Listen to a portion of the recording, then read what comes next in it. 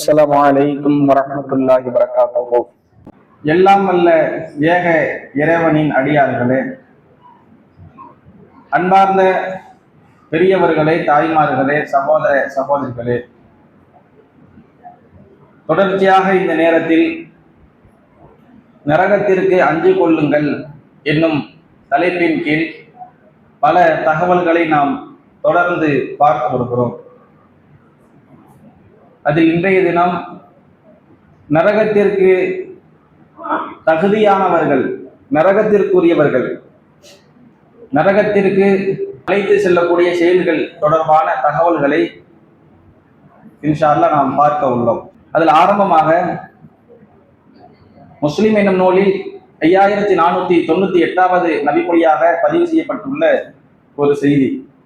அதில் அல்லாஹ்வுடைய தூதர் ஸல்லல்லாஹு அலைஹி வஸல்லம் அவர்கள் அஹ்லுன் நாரி ஹம்ஸத்துன், நரகத்திற்குரியவர்கள் 5 நபர்கள் என்று சொல்றாங்க. நரகத்திற்குரியவர்கள் 5 நபர்கள்.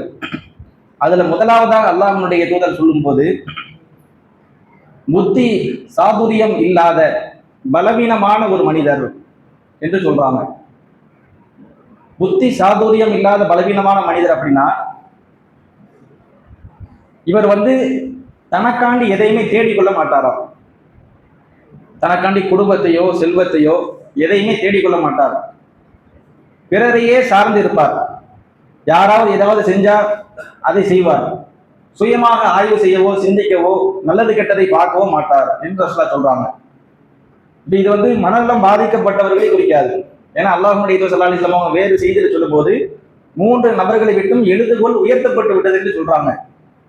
அதுல ஒருவர் தூக்கத்தில் இருப்பவர், தூக்கத்தில் இருந்து விழிக்கும் வரை. இப்போ உறக்கத்தில் இருக்கிறோம், பக்கத்துல ஒரு ஆள் இருக்காரு, ஓங்கி மிதிச்சிட்டோம் அடிச்சிட்டோம்னா அது குற்றம் ஆகாது, அல்லாஹ் எழுத மாட்டான். ஏன்னா தூக்கத்துல செஞ்சோம். அதுக்காண்டி வேணுக்குன்னு குத்திட்டு தூக்கத்துல செஞ்சு சொல்லக்கூடாது. சில பேர் அந்த மாதிரி செய்யறது உண்டு. ஆனா பொதுவா ரசூலுல்லாஹ் சொல்றது, உறக்கத்தில் இருப்பவர் செய்பவருக்கு கேள்வி அல்ல. அதே போல இரண்டாவது நபராக சொல்லும்போது, மனநலம் பாதிக்கப்பட்ட மனிதர். ஏன்னா அவருக்கு அந்த நேரத்துல என்ன செய்யறது அவருக்கே தெரியாது. நாம ஒண்ணு பேசணும்னா அவர் ஒண்ணு பேசுவாரு, நம்ம பேசுறது புரியாது, அவருக்கே அவருடைய தன்னிலை உணராது, நம்ம எப்படி இருக்கிறங்கிறதே தெரியாது. இப்ப இவங்கள்ட்ட போய் அல்லாஹ் கேள்வி கேட்டு தொழுதியா நோன்பு வச்சியானா கேட்க மாட்டான். அப்ப இவங்களுக்கும் கேள்வி கணக்கு இல்லை. மூன்றாவது நபராக அல்லாஹ்வுடைய தூதர் ஸல்லல்லாஹு அலைஹி வஸல்லம் சொல்லும்போது, சிறு பிள்ளை, சிறு பிராயத்தில் இருக்கிறாங்க, ஒரு குழந்தை அல்லது அதற்கு மேற்பட்ட பருவ வயதுக்கு கீழ்பட்ட உள்ள நிலையில் இருக்கிறவங்க. இவங்களை போய் இன்னைக்கு ஒரு சின்ன குழந்தை இருக்குன்னா நீ நோன்பு வச்சியா கேட்க முடியாது. அல்லாஹ்வே கேட்க மாட்டோம். சின்ன பிள்ளைகிட்ட போய் என்ன செய்யக்கூடாது, மார்க்க சட்டத்தை கட்டாயப்படுத்த முடியாது. விரும்பினா செய்யலாம், பயிற்சிவிக்கலாம். ஆனா அல்லாஹ் அதை குற்றமாக பார்க்க மாட்டான். அப்ப இந்த ஹதீஸ்ல அவங்களை பத்தி பேசப்படல, பிறரையே சார்ந்து இருக்கிறது. யாராவது ஏதாவது செய்யறாங்களா அப்படியே அவங்க பக்கமே போறது. அவர் செய்யறது நல்லதா கெட்டதா அதை பத்தி யோசிக்க மாட்டாங்க. தனக்குன்னு ஒரு குடும்பத்தை தேடிக்கொள்ள மாட்டாங்க, அல்லது குடும்பம் இருந்தாலும் அந்த குடும்பத்துக்காக சம்பாதிக்க மாட்டாங்க, அதை பேண மாட்டாங்க, பாதுகாக்க மாட்டாங்க, அவங்களுக்கான உரிமையை கொடுக்க மாட்டாங்க. அவர் பாட்டுல சும்மா மனமோன போக்குல இருந்துகிட்டு இருப்பாரு. அப்ப இப்படி ஒருவர் இருந்தார் என்று சொன்னால் அவர் நரகத்திற்குரியவர் என்று சொல்றாங்க. அப்ப இந்த பண்புல நாம இருந்துடக்கூடாது. பிறர்கிட்ட யாசிக்கிறது, கையேந்துறது, பிறரையே சார்ந்து இருக்கிறது, பிறரையே நம்பி இருக்கிறது அப்படி இருக்கக்கூடாது. நமக்கு நம்ம குடும்பத்திற்கு என்று நாம பல விஷயங்களை சேர்த்துக் கொள்ளணும், அவங்களுக்காக வேண்டி வாழணும். அப்ப இந்த செய்தியில் அல்லாஹ்வுடைய தூதர் முதன்மையாக இதை சொல்றாங்க. அடுத்ததாக இரண்டாவதாக சொல்லும்போது, எந்த ஒரு விஷயத்திலும் அவர் ஆசைப்பட்டார் என்று சொன்னால் அதை அடைந்தே தீர்வார். மோசடியாக சின்ன பொருளாக இருந்தால் கூட விட்டு வைக்க மாட்டார். சின்ன விஷயத்துல கூட அவர் என்ன செய்வார்னா ஆசைப்படுவார், மோசடி செய்வார். இதெல்லாம் ஒரு அற்பமான பொருள் என்று நம்ம நினைக்கலாம். அதை கூட என்ன செய்வாங்கன்னா எடுத்துட்டு வந்துருவாங்க. சிலருக்கு இது சில செய்திகளை பார்க்கும்போது ஒரு வியாதியாவே சிலருக்கு இருக்கிறதா சொல்றாங்க. சின்ன ஒரு அழகான பொருள் கடையில் இருந்துச்சுன்னா யாருக்கு தெரியாம தூக்கிட்டு வந்துடுறாங்க. அது அவங்களுக்கு இது ரொம்ப பிடிச்சிருக்கு, காசு கொடுத்து வாங்குற என்ன அவங்களுக்கு வர மாட்டேது, தூக்கிட்டு வந்துடுறாங்க. எனக்கு இது பிடிச்சிருக்கு. இந்த சைக்கிள்ல யாராவது கீச்சைன் போட்டிருந்தாங்கன்னா அது பிடிச்சிருக்கா, டக்குன்னு கழட்டி பாக்கெட்ல வச்சு கொண்டு போயிடுறது.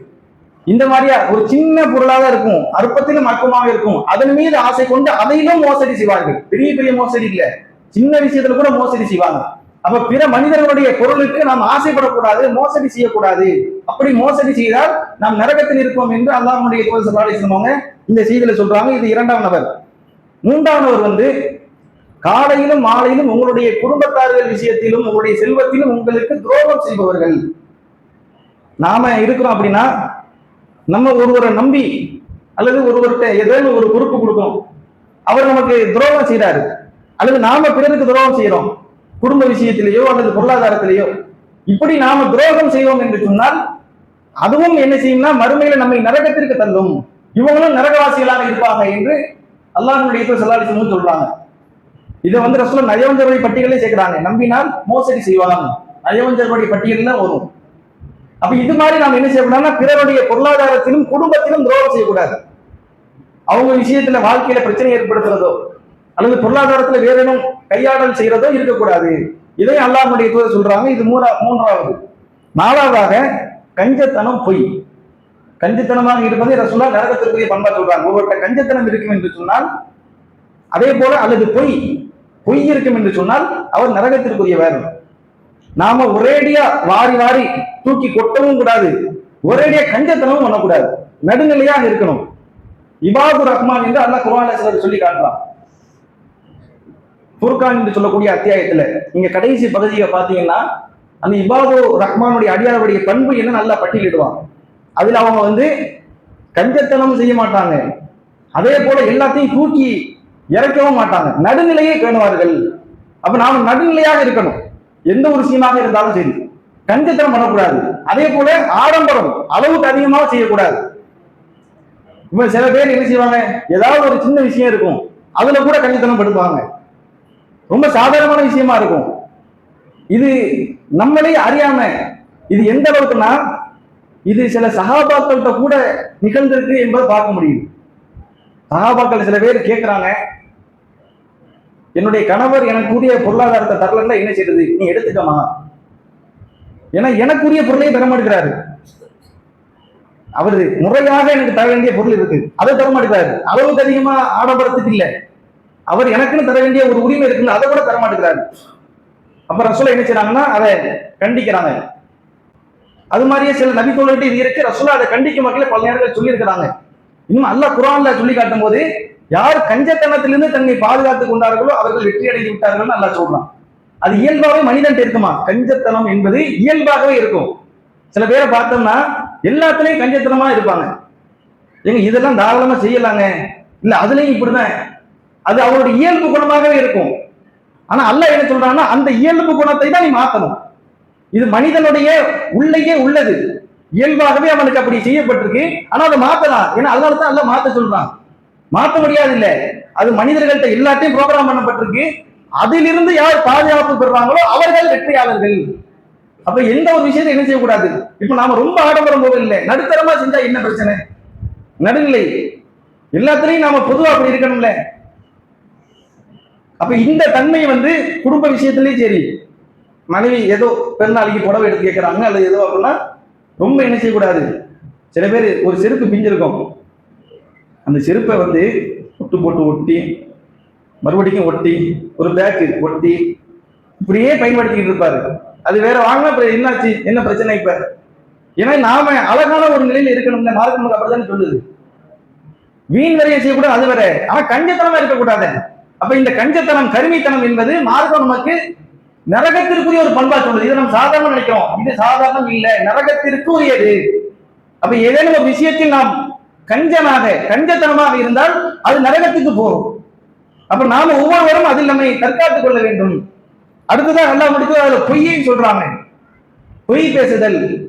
இன்னைக்கு பொய்ங்கிறது உலகத்துல ரொம்ப சர்வ சாதாரணமா போயிட்டு, ரொம்ப சாதாரணமா போயிடுச்சு. இதுக்குன்னே என்ன செய்யறாங்கன்னா ஒரு பேர் வச்சு பிராங்க், அதுக்குன்னே ஒரு தனியா ஒரு குரூப், ஒரு யூடியூப் சேனல், ஒரு ஆளை தனியா கேமரா வச்சுட்டு நிக்க வச்சிருவாங்க. அதுக்கப்புறம் என்ன செய்வாங்கன்னா இவங்க போய் பேசுற மாதிரி பேசி கடைசியில் இல்ல இது பிராங்க் சேனல், வாங்க கேமரா இருக்கு. இதை இன்னைக்கு எல்லா மனிதர்களும் சர்வ சாதாரணமாக செய்யறாங்க. அப்ப இதெல்லாம் மார்க்கத்துல தடை செய்யப்பட்டது. விளையாட்டுக்கு கூட நாம பொய் சொல்லக்கூடாதுன்னு சொன்ன மார்க்கம். ரசூலுல்லாஹ் சொல்றாங்க, விளையாட்டுக்கு கூட பொய் சொல்ல வேண்டாம், சொர்க்கத்தில் மாளிகை கிடைக்க நான் பொறுப்பேற்றுக் கொள்கிறேன். சும்மா ஒரு ஜாலிக்காக, காமெடிக்காக, விளையாட்டுக்காக கூட பொய் சொல்லாதீங்க. நீங்க அப்படி உங்க வாழ்க்கையை அமைச்சுக்கிட்டீங்கன்னா மறுமையில நான் உங்களுக்கு சொர்க்கம் கிடைக்கிறதுக்கு நான் உங்களுக்கு உத்தரவாதம் கொடுக்குறேன், சொர்க்கத்துல மாளிகைக்கு. ஆனா நாம இதை என்ன செய்யணும், இயல்பாகவே ஒரு விஷயத்த இது இப்படிதாங்கன்னு பண்ணிட்டோம். உதாரணத்துக்கு ஒரு ஆள் எங்கெங்க இருக்கீங்க அப்படின்னா அந்த வீட்டு பக்கத்துல வந்துட்டோமான்னு சொல்லுவோம். ஆனா வீடு அவரு நைஸா வீட்டு பக்கத்துல எந்த வீடுன்னு தெரியல, எந்த வீடு சொன்னா இப்படி அவர் என்ன செய்வாரு, நேக்கு போக்கா சொல்றாப்லையா. சில கட்டங்களில் இது பொய்க்கு வழிவகுக்கும். நேக்கு போக்கா சொல்லலாம், ஆனா அது பொய்யா போயிடக்கூடாதுல்ல, பொய்யாக சொல்றது. இதை இன்னைக்கு தன்னிலை மறந்து எல்லாரும் இப்படிதான் சொல்லி கொண்டிருக்கிறோம். வெளியே எங்கேயாவது கூப்பிட்டாங்கன்னா இந்த வீட்டுல இருந்து கிளம்பிட்டேன் பாய் அப்படின்னு சொல்லுவோம், ஆனா படுத்து தூங்கிட்டு இருப்போம்.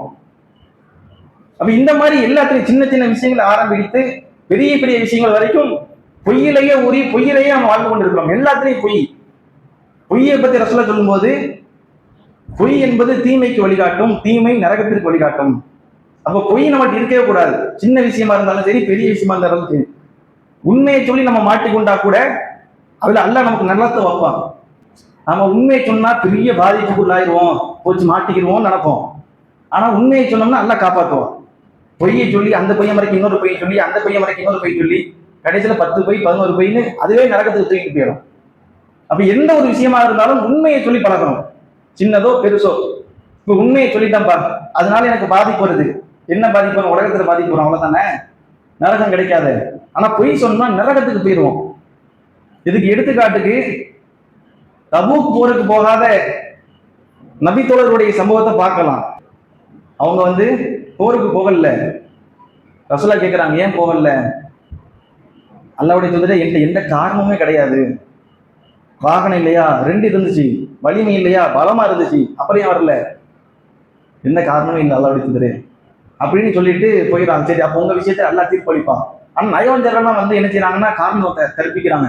நாங்க அதனால தான் வரல, இதனால வரல, எங்களை முடியல அப்படின்னு. ஆனா இவர் மட்டும் உண்மையை சொல்லிட்டாரு. மத்தவங்க என்ன செய்யறாங்கன்னா சரி அல்லாஹ் அவங்களை மன்னிப்பா அப்படிங்கிற மாதிரி ரசூலா எல்லாரும் பிரார்த்தனை செஞ்சு விட்டுறாங்க.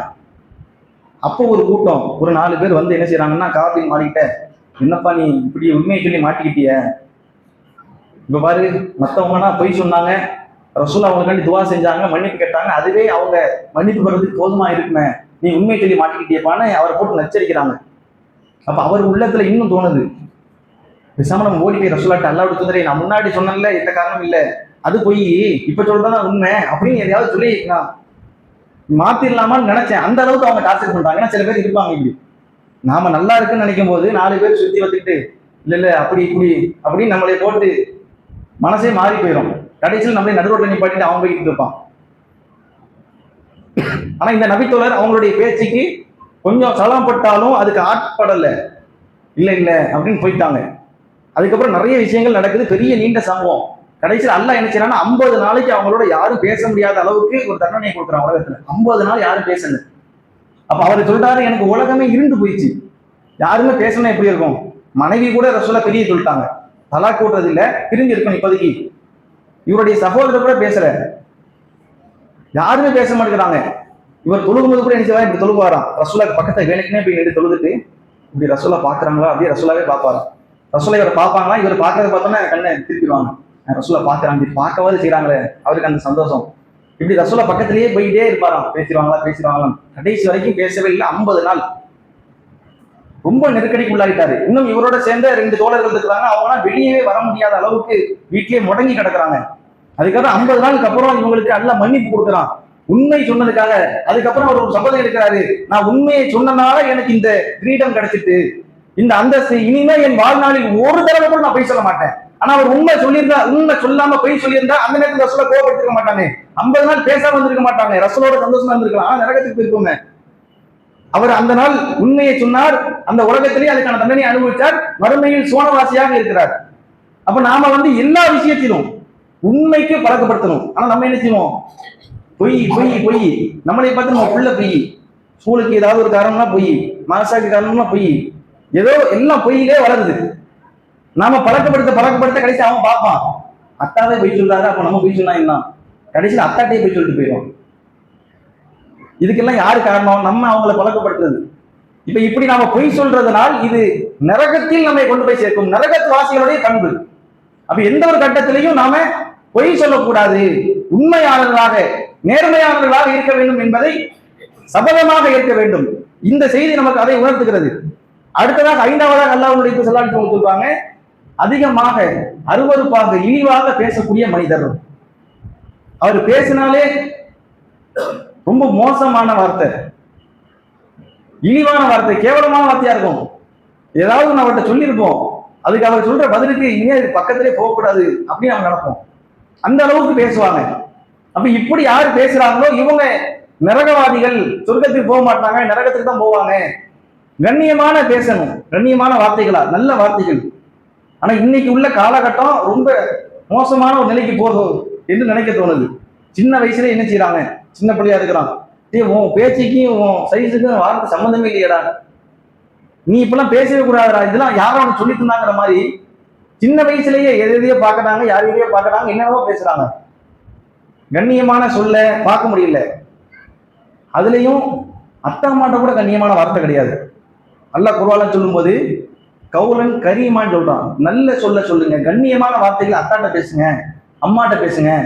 ஆனா நம்ம என்ன செய்யறோம், சில பேர்லாம் பார்க்கும்போது அத்தா அம்மாவை பேர் சொல்லி தான் கூப்பிடுறான்,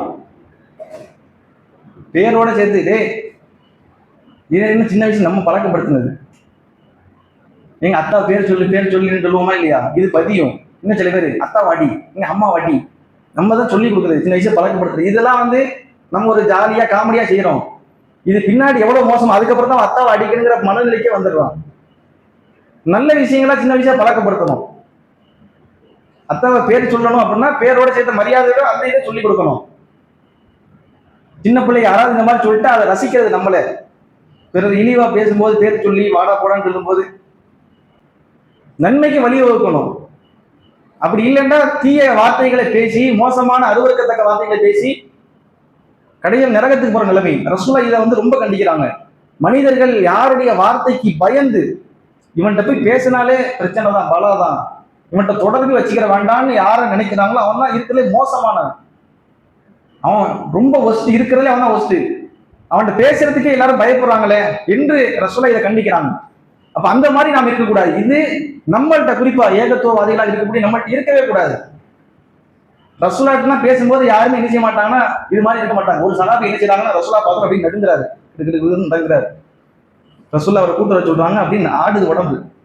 ரசூலுல்லாஹ், ஏன் என்ன பிரச்சனை, ஏன் ஆடுறீங்க?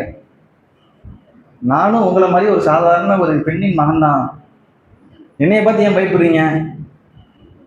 அதை ரசூலுல்லாஹ் சொல்றாங்க. இப்பெல்லாம் செய்யக்கூடாது, நடுங்க, ஏன் பயப்படுறேன்? இப்படிலாம் இல்லை, நான் ஒரு சாமானிய மனிதன், அவ்வளவுதானே அப்படி சொல்றான். அப்ப நம்ம மற்றவங்களை பார்க்கும்போது பயம் அப்படிங்கிற அந்த தன்மை வரக்கூடாது, வெறுத்து ஒதுங்கிறது, பக்கத்திலே போகக்கூடாது, நெருங்கக்கூடாதுங்கிற எண்ணம் வரக்கூடாது.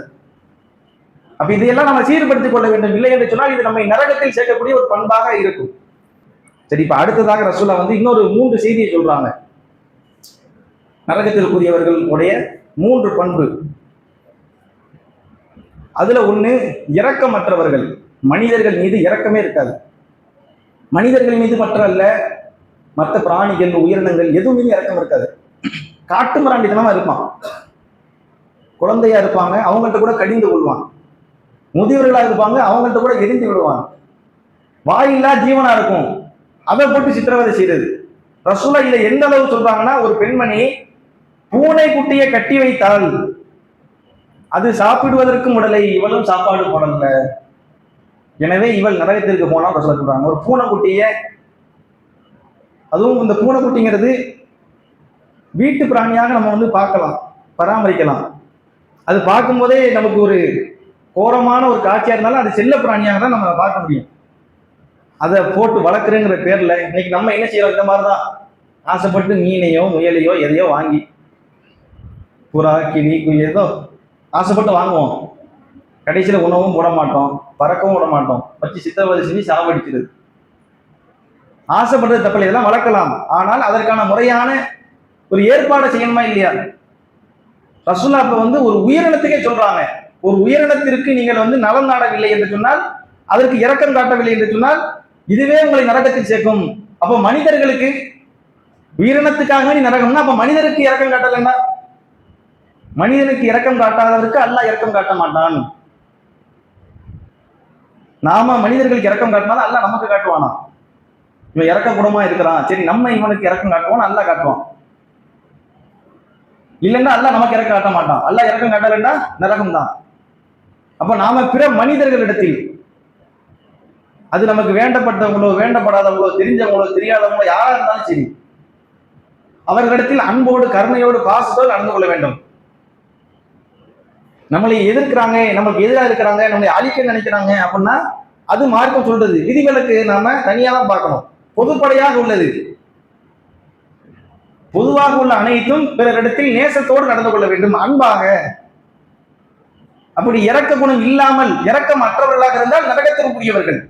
இது அல்லாஹ்வுடைய ஸல்லல்லாஹு அலைஹி வஸல்லம் சொல்றாங்க. இந்த செய்தி புகாரியின் நூலில் 4918வது செய்தியாக இடம்பெற்றுள்ளது.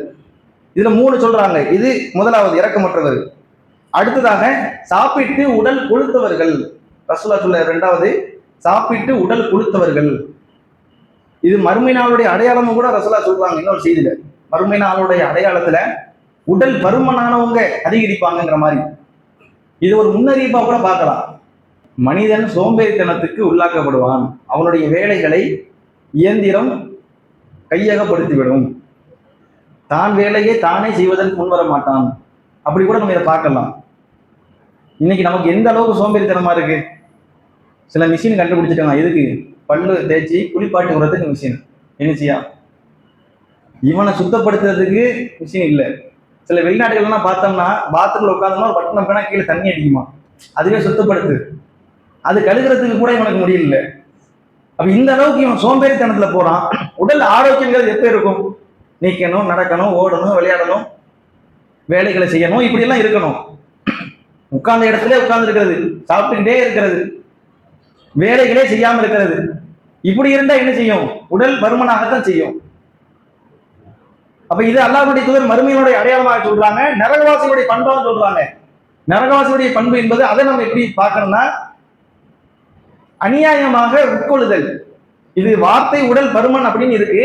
இது என்னன்னா, மோசடி செஞ்சு சாப்பிட்டு கொண்டே இருக்கிறது, தவறான பொருளீட்டுல செஞ்சு சாப்பிடுறது, தன் வேலைகளை கூட தானே செய்யாத அளவுக்கு சோம்பேறிகளாக இருக்கிறது. இந்த மாதிரி நாம இதை பார்க்கலாம். அப்ப நாம உடல் இயற்கையாக சிலருக்கு உப்பி இருக்கும், பருமனா இருக்கும், குண்டா இருப்பாங்க. அவரை பார்த்துட்டு பாய் நீங்க நரகவாசி அப்படின்னு சொல்லிடக்கூடாது. நாம இது எதுக்கு சொல்றோம்னா, ரசூலுல்லாஹ் அந்த தன்மைகளை குறிப்பிட்டு சொல்றது காரணம் என்னன்னா, அதனுடைய பின்னணி மோசடி செஞ்சு அவனுடைய வாழ்க்கையை வீணடிச்சு அநியாயமாக ஆடம்பரத்துல வாழ்ந்து இப்படி ஆயிட்டான். அதை ரசூலுல்லாஹ் சொல்றாங்க. அப்ப இது மாதிரியாக நாம இருந்துடக்கூடாது. அளவுக்கு மீறிய ஆடம்பரம் இன்னைக்கு உணவு அதிகமாக உடல் கொழுக்கிறதுக்கு ஒரு காரணம். அதுல இன்னைக்கு பெரும் பணக்காரங்களா இருக்கிறவங்க பார்த்தோம்னா எல்லாருமே ரொம்ப பல்கா தான் இருப்பாங்க. ஏன்னா அவங்க சாப்பிட்ற உணவு முறை, அதுல அவங்க அழகான முறையில சாப்பிட்டா பிரச்சனை இல்லை, அக்கிரமம் செஞ்சு அநியாயம் செஞ்சு சாப்பிட்டா பிரச்சனை. அப்ப இதை நாம கொஞ்சம் கவனப்படுத்தணும். இது நம்ம உடலுக்கு ஆரோக்கியம். இதனால் வரக்கூடிய உடல் ரீதியான பிரச்சனைகளும் இருக்கு, குடும்ப ரீதியான பிரச்சனைகளும் இருக்கு. அப்ப இது எல்லாத்தையும் கவனம் கொண்டு அதுல நாம கொஞ்சம் கவனம் செலுத்தணும். அநியாயமான முறையில பொருளாதாரத்தை சாப்பிடக்கூடாது, ஆடம்பரத்திலேயே நம்ம திளைச்சிருக்க கூடாதுங்கிறது இந்த செய்தியில பார்க்கலாம். அடுத்ததாக தற்பெருமை கொள்ளுதல், பெருமை அடித்தல். பெருமை கொள்ளக்கூடாது.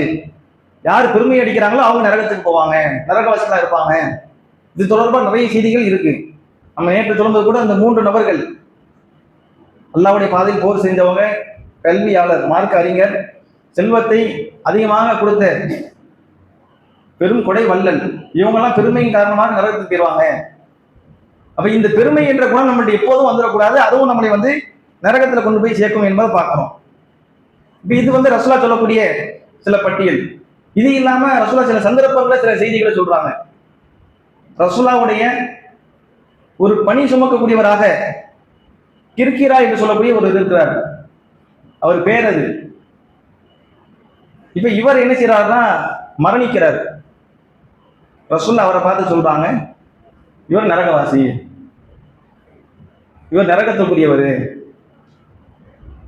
ஏன் அப்படின்னு பார்க்கும்போது இவர் ஒரு பொருள் அபகரிச்சு மோசடி செஞ்சு எடுத்து வச்சிருக்கிறார், திருடி வச்சிருக்கிறார். அப்ப இந்த மாதிரி பிறருடைய பொருளை திருட்டுத்தனமாக எடுத்துக்கொள்வது இதுவும் நரகத்தில் சேர்க்கும். அதே போல இன்னொரு செய்தியில போர் அதுல கிடைக்கக்கூடிய கனிமத்து தொடர்பு ரசூலுல்லாஹ் சொல்றாங்க. அவரும் ரசூலுல்லாஹ்வுடைய அடிமையாக இருந்தவர். அவர் மூத்தாகும் போது எல்லாரும் அவருக்கு எப்படி மூத்தாகிறாருன்னா, ரசூலுல்லாஹ்வுடைய அந்த சுமைகள்லாம் ஏற்றி வச்சுக்கிட்டு இருக்கிறாரு. எங்கோ இருந்த அம்பு அவருடைய கழுத்துல பாஞ்சு மூத்தாகிறாரு. எல்லாரும் ஷஹீதுன்னு சொல்றாங்க. அவருக்கு உயிர் தியாகம் கிடைச்சிருச்சு, இறை பாதையில உயிர் விட்டுட்டாரு. போர்க்களத்துக்கு போகும்போது நடக்கக்கூடிய சம்பவம். ரசூலுல்லாஹ் சொல்றாங்க அவர் நரகவாசி. என்னன்னு பார்த்தா அவர் வந்து ரசூலுல்லாஹ் பங்கிடுவதற்கு முன்பாக ஒரு போர்வையை வச்சு எடுத்துக்கிட்டாராம். ரசூலுல்லாஹ் வந்து கனிமத்து பொருளை பங்கிடுவாங்கல்ல, அந்த மாதிரி பங்கிடுறதுக்கு முன்னாடியே அவர் அதை எடுத்துக்கிட்டாராம். அப்ப இந்த செய்தியை பார்த்த கேள்விப்பட்ட ஒருவர் வந்து 2 செருப்பு வார கொண்டு வர்றாரு. அல்லாஹ்வுடைய தூதரே, இந்த 2 செருப்பு வாரம் நான் வச்சிருக்கிறேன், இது நீங்க இன்னும் பங்கிடல, ஆனா நான் இதை வச்சிருக்கிறேன், நீ மட்டும் அதை திருப்பி தராம இருந்திருந்தால் அது நரகத்தினுடைய கங்காக இருந்திருக்கும். செருப்பு வாரு. நம்ம செருப்பு வாருக்கு என்ன மதிப்பு கொடுப்போம்? அதாவது ஒரு கயிறுன்னு வச்சுக்கிறோங்க, ரசூலுல்லாஹ் காலத்துல ஒரு கயிறு மாதிரி ஒரு பொருள். அப்ப இந்த மாதிரி என்ன செய்யக்கூடாதுன்னா, அநியாயமாக மோசடியாக பிறருடைய பொருளுக்கு ஆசைப்படவே கூடாது, அதை அபகரிக்க நினைக்க கூடாது. இப்படி அநியாயமாக நாம் செய்தால் அது நமக்கு மறுமையில் நரகத்திற்குரிய ஒரு காரியமாக வந்து நிற்கும் என்பதை இந்த செய்தியில் நாம பார்க்கலாம். அதே போல அடுத்ததாக ரசூலுல்லாஹ் வந்து இந்த பொருளாதாரத்தை பத்தியே நிறைய சொல்றாங்க. யாசகம் கேட்பவர் அளவுக்கு அதிகமாக தனக்கு செல்வத்தை சேர்த்துக் கொள்ள வேண்டும் என்பதற்காக, பொதுவா இயல்பான தன்மையில ஒருவருக்கு ஏழ்மை இருக்கு, கஷ்டம் இருக்குன்னா யாசிதான் தப்பு இல்லை. ஆனா கையேந்துவதை விட கையேந்தாமல் இருப்பதுதான் சிறந்தது. இருந்தாலும் அவர் யாசிக்கிறாரு தேவை என்ற காரணத்தினால, இவருக்கு குற்றம் இல்லை. ஆனா ஒருவர் என்ன செய்யறாருன்னா, தன் பொருளை அதிகப்படுத்தணும், காசு அதிகமா எனக்கு இருக்கணும்னு சொல்லி இன்னைக்கு இதை ஒரு தொழிலாவே கொண்டு போயிட்டாங்க தெரியுமா? பிச்சை எடுக்கிறத ஒரு தொழிலாவே. ஏன்னா இவங்கள்ட்ட வந்து யாரும் காசு இல்லைன்னு நினைச்சுக்கிடுவாங்க, டாக்ஸ் கிடையாது, ஒன்றும் கிடையாது, எல்லாம் நார்மலான ஆட்களே இப்படி யாசகம் கேட்டு போறாங்க. அப்ப இந்த மாதிரியா அளவுக்கு அதிகமாக தன் செல்வத்தை சேர்த்துக் கொள்வதற்காக யாசிப்பவர்கள் நரகத்தினுடைய கங்கை தான் யாசிக்கிறார்கள். நீங்க அதிகமா கேளுங்க, கொஞ்சமா கேளுங்க, எப்படி கேட்டாலும் உங்களுக்கு அது நரகத்தினுடைய கங்காக தான் வந்து நிற்கும். அப்ப நாம வந்து சுய மரியாதையோட வாழணும். பிறர்கிட்ட கேட்டு பிறர்கிட்ட வாங்கி அது மாதிரியாக இருக்கக்கூடாது. சின்ன விஷயமாக இருந்தாலும் கூட கேட்கக்கூடாது. யாசிக்கிறது. ஹக்கீம் பின் ஹிசாம் என்று சொல்லக்கூடிய ஒரு நபித்தோழர், அந்த நபித்தோழர் என்ன செய்யறாங்கன்னா, ரசூலாட்ட ஒரு முறை ரசூலாட்ட செல்வம் இருக்கும்போது அல்லாஹ்வுடைய தூதர் இது எனக்கு கொடுங்க கேட்கறாங்க. ரசூலுல்லாஹ் கொடுத்துட்டாங்க. ரசூலுல்லாஹ் பொதுவாக அந்த பண்பு தான், யாராவது கேட்டா கொடுப்பாங்க. மறுபடியும் கேட்கறாங்க, கொடுக்குறாங்க, மறுபடியும் கேட்கறாங்க, கொடுக்குறாங்க. அப்ப ரசூலுல்லாஹ் பாக்குறாங்க இது சரியான போக்கா தெரியல, அவரை கூப்பிட்டு செல்வங்கிறது இனிமையானது, பசுமையானது, உலகம் அப்படிதான், ஆனா இப்படி செய்யக்கூடாது, நீங்க வந்து கொடுக்குற கையாக இருக்கணும் தவிர வாங்குற கையா இருக்கக்கூடாது, ஏன்னா வாங்குவதை விட கொடுப்பதுதான் சிறந்தது அப்படின்னு ரசூலுல்லாஹ் சொல்றாங்க. அப்ப அந்த சஹாபி ஒரு முடிவு எடுக்கிறாரு, அல்லாஹ்வுடைய இதுக்கப்புறம் நான் யார்கிட்டையும் கையேந்து நிற்க மாட்டேன். இது உமர் ரலியல்லாஹு அன்ஹு அவங்க ஆட்சி வரைக்கும் வருது. உமர் ரலியல்லாஹு அன்ஹு அவங்க என்ன செய்யறாங்கன்னா, சிலருக்கு வந்து அவங்களுடைய சூழலை பார்த்து ஊக்கத்தொகை கொடுப்பாங்க. இவரை கூப்பிட்டு கொடுக்குறாங்க, அவர் வந்து எனக்கு வேண்டாம்னு சொல்லிடுறாரு. இவரா கேட்கல, அவருக்கா கொடுக்கப்படுது. ரசூலுல்லாஹ் சொன்ன இந்த வார்த்தையை பார்க்கிறாரு, இல்ல எனக்கு வேண்டாம். அப்போ உமர் ரலியல்லாஹு அன்ஹு மக்களை சாட்சியாக வச்சு அல்லாஹ்ட்ட, இறைவா இந்த செல்வத்தை நான் அவர்கிட்ட கொடுத்தேன், அவர் தான் வேணாம்னு சொல்லிட்டாரு, இதுல நான் வந்து குற்றவாளியா வந்து நிக்க மாட்டேன் அப்படின்னு சொல்றாங்க. அப்ப அந்த அளவுக்கு பிறர்கிட்ட கேட்கறதுக்கு தயங்குவாங்க. ஆனா இன்னைக்கு அப்புறம் இல்லையே. அப்ப இது மாதிரி நம்ம யாரிடத்திலும் யாசகம் கேட்டு கையேந்தி ஒருபோதும் நின்றக்கூடாது. சுயமரியாதையோடு வாழ வேண்டும். கொஞ்சோடு இருந்தாலும் அது நமக்கு போதுமானது. அப்ப இதை அல்லாஹ்வுடைய தூதர் ஸல்லல்லாஹு அலைஹி வஸல்லம் சொல்றாங்க. அதே போல இன்னொரு செய்தியில சொல்லும்போது இப்படி நிறைய சொல்றாங்க, இணை வைப்பாளர்கள், கொலை செய்தவர்கள், வட்டி வாங்குபவர்கள், இவங்கெல்லாம் நரகம் அப்படிங்கிற பட்டியல பெரிய லிஸ்டா யார் யாருக்கு நரகங்கிற லிஸ்ட போடுறாங்க. அதுல ஒரு ஆள் யாருன்னா, தங்க மோதிரம் அணிந்தவர்கள். இன்னைக்கு நிறைய பேர் இஸ்லாமியர்கள் வந்து தங்கம் அணியறதுக்கு ஆசைப்படுறாங்க. அதுல இப்ப இளம் பிள்ளைகளா இருக்கக்கூடியவங்க வந்து தங்கத்துக்கு ஆசைப்படுறாங்க, தங்கம் அணியணும் அப்படின்னு. ஒரு முறை ரசூலுல்லாஹ் ஒருவருடைய கையில பாக்குறாங்க, தங்க மோதிரம் இருக்கு, இதை நீங்க கழட்டி தூக்கி போட்டுருங்க, இல்லைன்னா இது நரகத்தினுடைய ஒரு கங்காக வந்து நிற்கும் அப்படின்னு சொல்றாங்க. அப்ப தங்க மோதிரம் போடுறது இதை ரசூலுல்லாஹ் தடுக்கிறாங்க. ஆண்களுக்கு, பெண்களுக்கு அனுமதி.